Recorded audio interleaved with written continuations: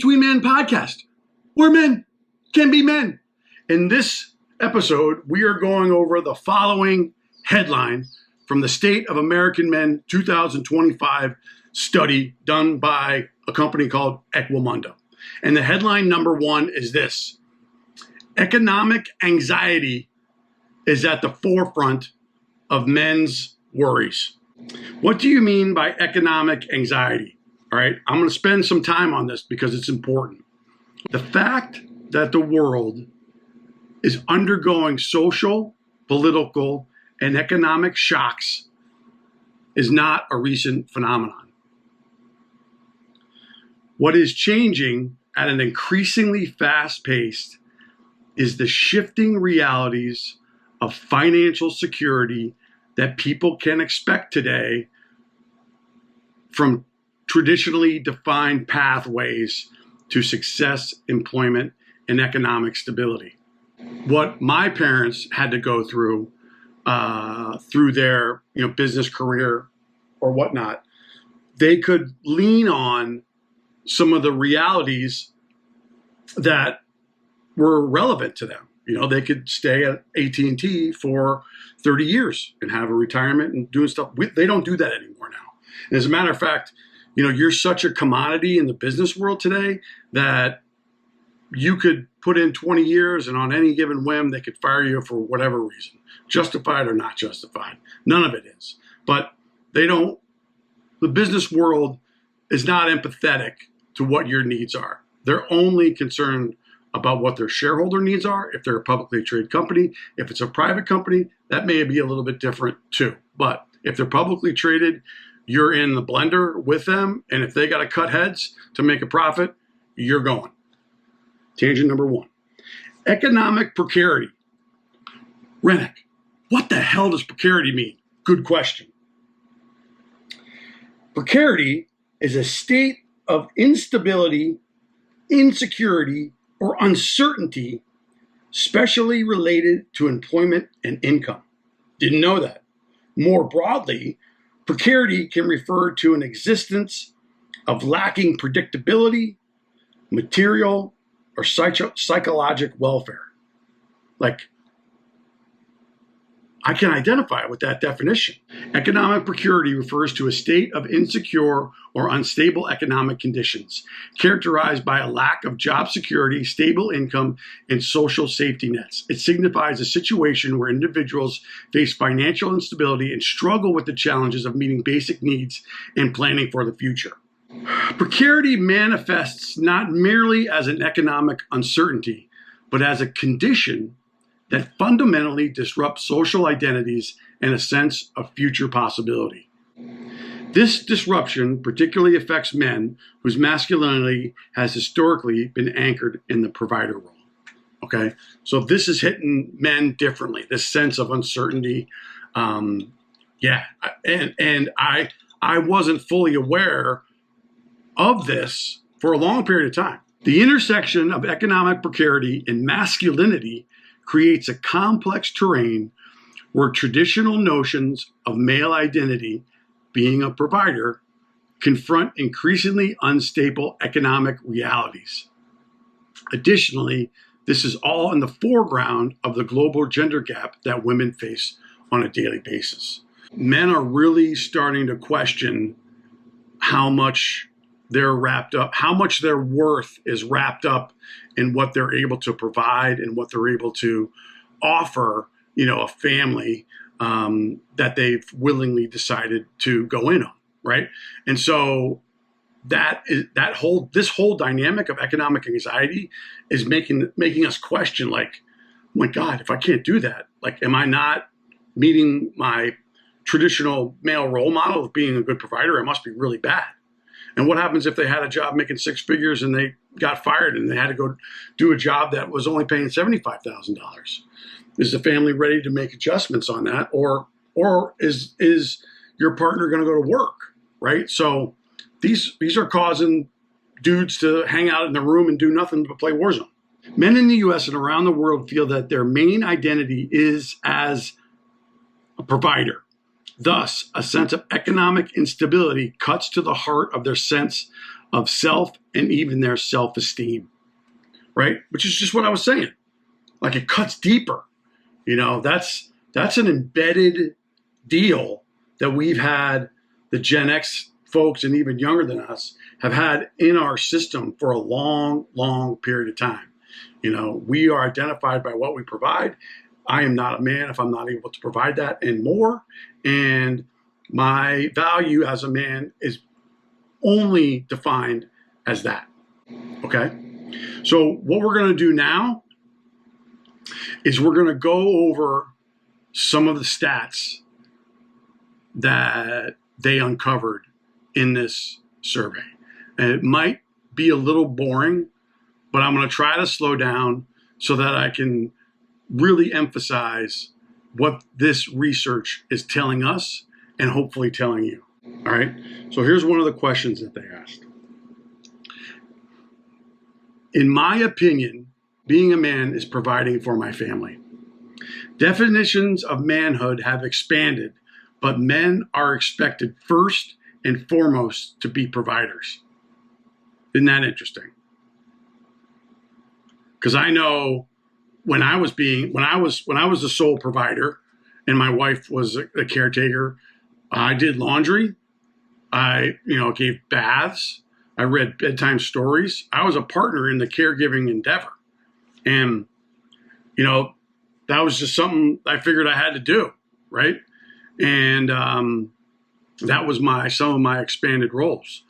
But it also impacted me because if I was dedicated on really being financially successful, I might not have come home if I worked from home and work extra late to, get the bonus, get the extra sales commission, and not support, my wife in the caregiving duties. And I got tied up between the two, right? I couldn't exceed my expectations from a salary and a commission standpoint. And at the same time, too, I felt compelled to take my responsibility of being a caregiver and helping out in those worlds, which I really wanted to do. But it had a profound impact on me later on. And that's kind of where we're at, that's what's happening today. All right, let's keep going. I won't bother you again about this. In my opinion, being a man is 82% said being a friend. In my opinion, being a man is being strong. That's 82% of the men in this survey said that. In my opinion, being a man is 77% said managing conflict with communication. Okay. In my opinion, being a man is 76% giving advice. In my opinion, being a man is 72% fatherhood. In my opinion, being a man is 72% sharing care work and housework. 72% of the men in this survey said that they have to step up and share care work and housework. My dad never had to do that, So these are things that, as society has changed and gender roles for women have changed, they're asking for help. They're demanding it, and we're giving it to them. And that isn't good or bad. It just is what it is. But 72% of them have said that. 62% of the men who took the survey is being open with their emotions. Yeah, good luck. 59% of men who took the survey said being a man is having a salary job. 58% of men in the survey said that being a man is being in charge. 57% of the men in this survey said being a winner. What does that mean? 53% in order to be a man, is having a partner or a wife. 49% of the men taking the survey making lots of money is how they're defined in a man. 27% of men who took the survey says being a man is managing conflict with violence. And then 15% of men in this survey said that having many girlfriends is what being a man is all about. 77% of women have said that men's primary trait should be a provider. So what does that say? That tells me that we want you to go do the work, right? 80 hours a week, But at the same time, you're not helping out with some of the caregiving tasks, like doing the laundry and, reading books to your kids at night before they go to bed. You're coming home at 11 o'clock and going back out to work the next day. That doesn't happen a lot anymore. But that's what they are hoping that you do. Do you see where the discrepancy is? That's what women want. They're dictating what they think you should be, and then making accommodations that benefit them and are overlooking what benefits us. Sorry, I went on a tangent there. Many fathers see themselves as wallet dads. Here's a perfect example. I can't read it. I was a wallet dad. The only thing I did for my children growing up was paying for everything. That's from a black dad whose voting is unknown. As a job, your father is to be as a father, your job is to be a provider. That's what I've always thought of myself. That's a white progressive voting dad. And what people think is a father role is to give safety and shelter and be a provider for their children and for the next generation by being able to offer a down payment for a home. Black progressive voting dad. Those are quotes coming from the dudes who are taking this survey, right? So I can identify with that too. There was a time, even now, where, kids are older, they want money, they want to take the car, they want to, you're just an ATM. Okay. The American dream is out of reach. And a majority of men say their jobs don't give them status or reputation. Back when my dad was selling newsprint, that was a conservative job. He was executive vice president for a specific region, and he had status. People in the neighborhood knew that he was an EVP, drove a company car. Right. And so they appreciated that. Men are saying that our jobs don't give them that sense of status or reputation. Percentage of men and women who agree with the following statement. Percentages of men and women who agree with the following statement. It's much harder for my generation to feel financially secure than my father's generation. Men, 75% agree with that statement. And of the women, 78% agree with that statement. I am not in the career I wanted when I graduated from school or college. 61% of men agree with that. 64% of the women said that they agree with that. Even though I have a job, it does not give me status or a good reputation. 59% of men agree with that. 55% of women agree with that. Home ownership is out of my reach. 53% of men agree with that. 54% of women don't, or agree with it as well. The only way to make it these days is to find a job that makes you rich quickly. 51% of the men agree with that. 49% of the women agree with that. Being born into wealth is more important than hard work or skill if you want to get ahead. 50% of the men agree with that statement. 44% of the women agree with that statement. My partner doesn't understand the financial stress that I'm under. 49% of the men agree with that. 44% of the women agree with that. I couldn't agree with that more. And I can give you a practical example. My ex-wife was a teacher, and when the kids got to a certain age, we're like, hey, why don't you go back to work? We'll make a little extra money. It'd be good. It'd be a good thing for us, right? Like dual incomes. So she went back to work for a year as a teacher. Let's call it making $45,000 a year. And we got used to that extra money on top of what I was making, which at the time was in six figures. And what happened is towards the end of the school year, she's like, I don't want to do this anymore. I want to come home. And we had leased a new car for her, right? Based on the money that she was going to be generating, right? So essentially what she asked was, can I come home and can you make up the $45,000 windfall of that I'm generating for the family? And at the time, I didn't know if I could, but I was like, of course, that's what men do, right? That's what guys do. We got to support our wives in that capacity. That's my job.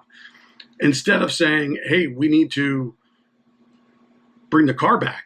We can't afford the car anymore. We kept the car, increased our expenses, and we were still spending at that income level, but now we're minus $40,000. So it threw me into a freaking tailspin.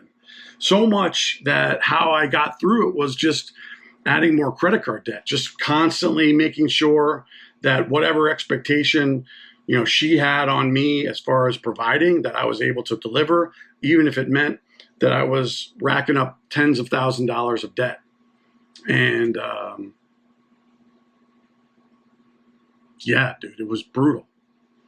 And I had a really hard time accepting that. Economic anxiety for men translate into a lack of meaning or purpose, less career fulfillment, less purpose in life. For men 25 and older, the more they agree with the statement, I am not in a career I wanted when I graduated from school or college, the less likely they are to agree with life is full of meaning and purpose. So there's a direct correlation. I don't know. I had a psychology major in college, and I went right into sales. Why? Because that's what my dad did. And I pursued a career in sales ever since. And I'm fucking miserable. I know I need to do something else. That's what I'm doing right now. This is what I want to do. And, but I got bills to pay. These types of careers don't take off overnight. They take time, a lot of time, sometimes up to 2 to 3 years. And I'm willing to put into that amount of work, but, is it fulfilling? The work that I did was not fulfilling and has never been fulfilling, and I only did it to be a provider. It's fucking sad. Economic worries are strongly linked to suicidal ideation. Men who face financial instability are 16.3 times greater, 16.3 times as likely to have suicidal thoughts in the past week. The link is the strongest with Asian men, then black men, then white, and then Hispanic men. Women who face financial instability are 7.3 times as likely to have suicidal thoughts in the past 2 weeks. Okay? So for men, the number doubles. For women, it's not as prevalent. It's prevalent, but not as prevalent as it is for men. The person that I was married to believed that I had a financial tree outside that we could just pick money from whenever we wanted. And it caused a lot of stress. A lot of stress. There's a type of dynamic where if we went groceries and spent $400 on groceries and the kids ate a whole pack of 24 granola bars in 2 days, instead of waiting for the next time we were going to go grocery shopping, she would go out and buy another 24 pack of granola bars. You know what I mean? Like, we didn't budget for that. They're going to have to wait and not have granola bars for, 12 days because they ate 24 of them in 2. That wasn't a lesson they were going to learn. And what did I say? Go ahead. Listen, this economic anxiety is real, guys. It's manifesting itself in so many other different ways that we've probably never considered before. And that's not including, our new woke female gender roles. I mean, that's not including any of that dynamic in here, right? And what it means and how all of that works. This is just social, economic anxiety. Anxiety, not stress, anxiety. This is causing some men to think about suicidal thoughts in the past 2 weeks. All right. And then last but not least, women and men are making difficult financial decisions to be caregivers. 80% of mothers and fathers have made work or finance-related changes to meet their caregiving needs. So they're willing to make less money to care for their children. 25% of mothers and fathers have refinanced their homes. 38% of mothers and fathers have changed their job to have more flexible hours or have stopped working. 49% of mothers and fathers have delayed major life decisions. Yet these difficulties and decisions and the sacrifices they entail do not all fall equally. 14% of mothers are more likely than fathers to stop working to meet their caregiving responsibilities. So there's a lot of things, guys. I mean, like economic anxiety. I hope that really helps you understand and gives you a perspective that you can lean back upon when you're, lying in bed and say, does that apply to me?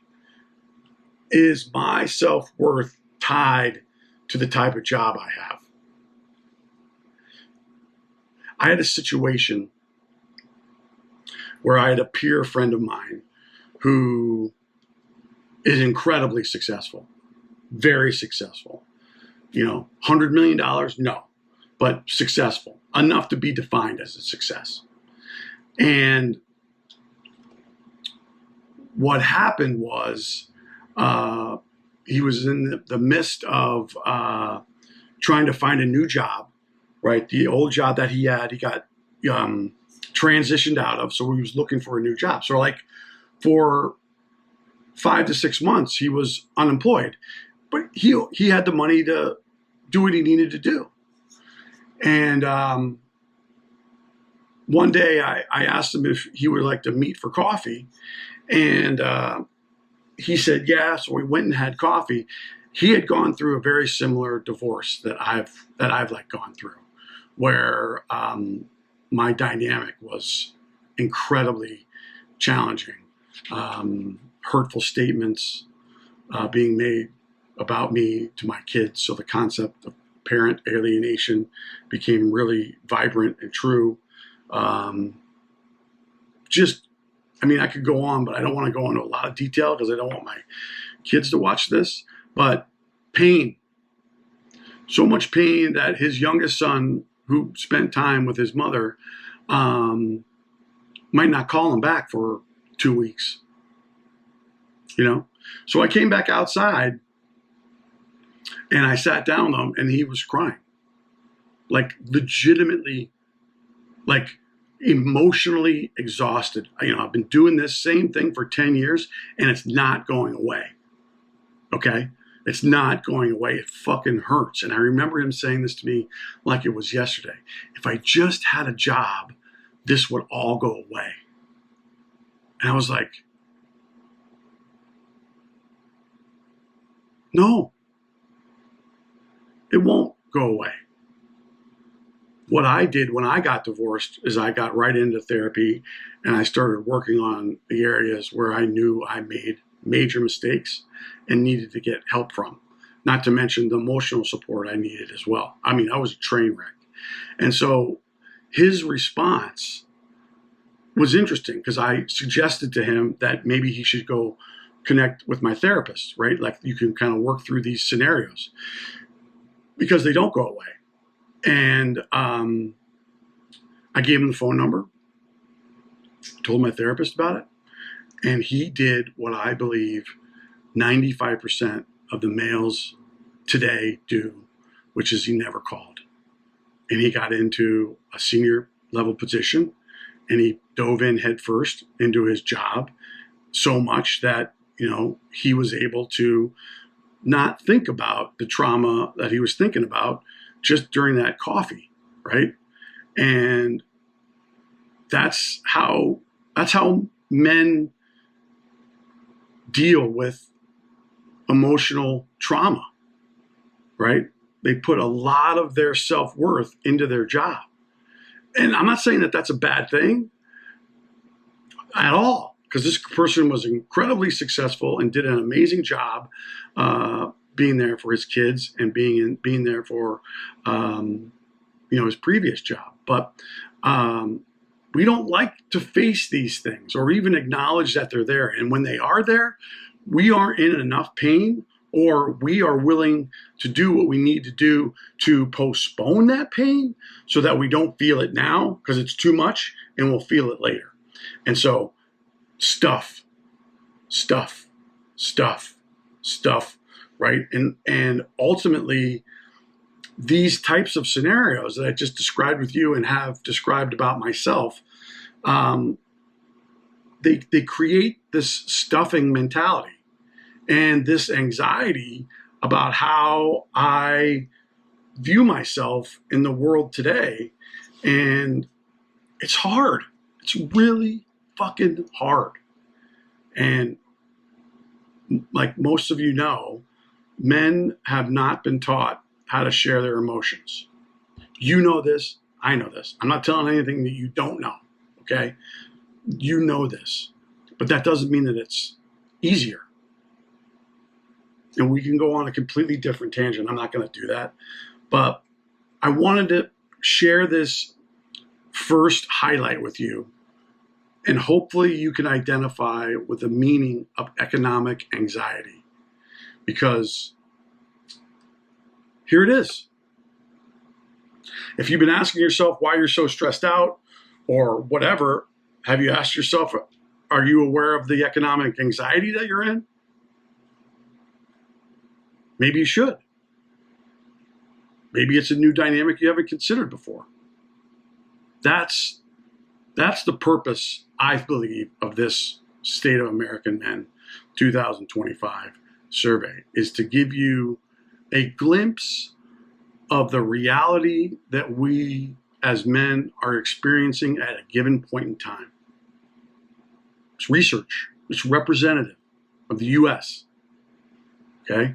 We have 7 more headlines that we're going to talk about that get into the weeds as well. So I hope you found this compelling. I hope you found this interesting. I hope you're asking yourself the question, why are men struggling today? Here's a good reason. There's a lot of economic anxiety in the workplace today. And what does that mean for men? Just described to us, right? We have a lot of our self-esteem built up into our financial ability to provide. But now that that's being shaky in a precarious economy, what does that mean? You know what I mean? What does that mean? What does that mean for me? How does that impact me? Does it? Are you sure? Anyway, I get fired up about it, if you couldn't tell. So we're going to move on to the next headline in our next episode.